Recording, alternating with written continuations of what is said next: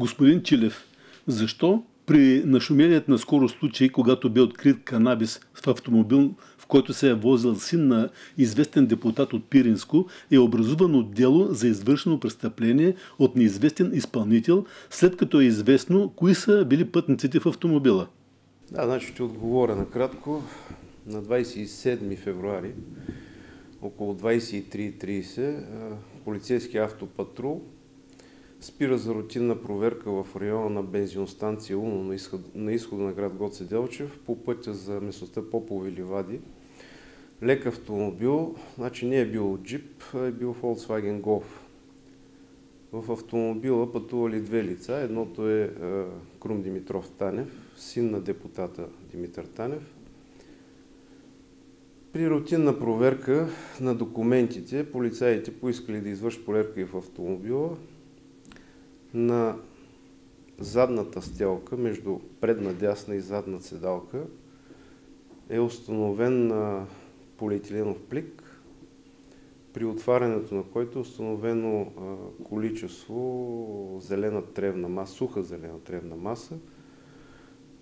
Полицаите се усъмнили, че това може да е наркотик, канабис, и се обадили на дежурния в районно управление полиция град Гоце Делчев. Изпратена е оперативна група, извършено е претърсване на автомобила, иззете канабиса. При направения полеви тест наистина се установило, че това е канабис, марихуана.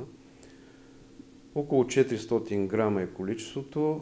Значи в автомобила, както казах, са пътували две лица, проведени са разпити на тези две лица.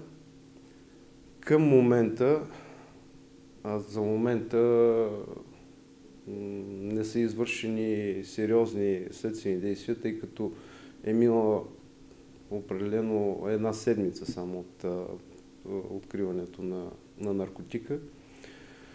Разпитани са двамата. Двамата отричат да имат нещо общо с намерения наркотик. Крум Танев твърди, че е бил помолен от негов приятел да го придружи, да му прави компания, така да се каже, до село Долен, тук в района на град Гоце Делчев, докъдето са пътували.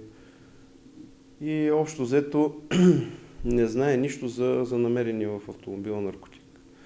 Значи шофьора на автомобила е само ползвател, собственик е друго лице от град Петрич. И на този етап не може да се установи точно кой е съпричастен с намерения в автомобил наркотик. При наличие на достатъчно доказателство, естествено ще бъде повдигнато обвинение на съответното лице извършител, но за момента нямаме достатъчно доказателство за повдигане на такова обвинение. По тази причина и делото се води срещу неизвестен извършител по член 354а, алинея 3 от Наказателния кодекс. Това е за държане на наркотични вещества.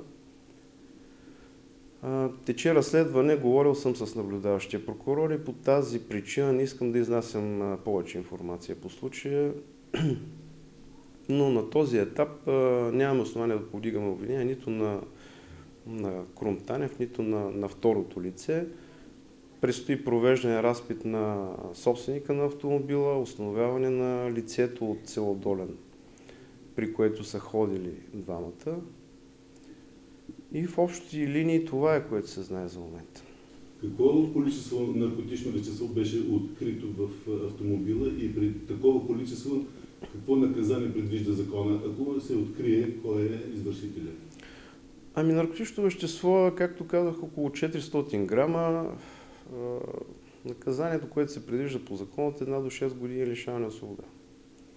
И глоба, съответно.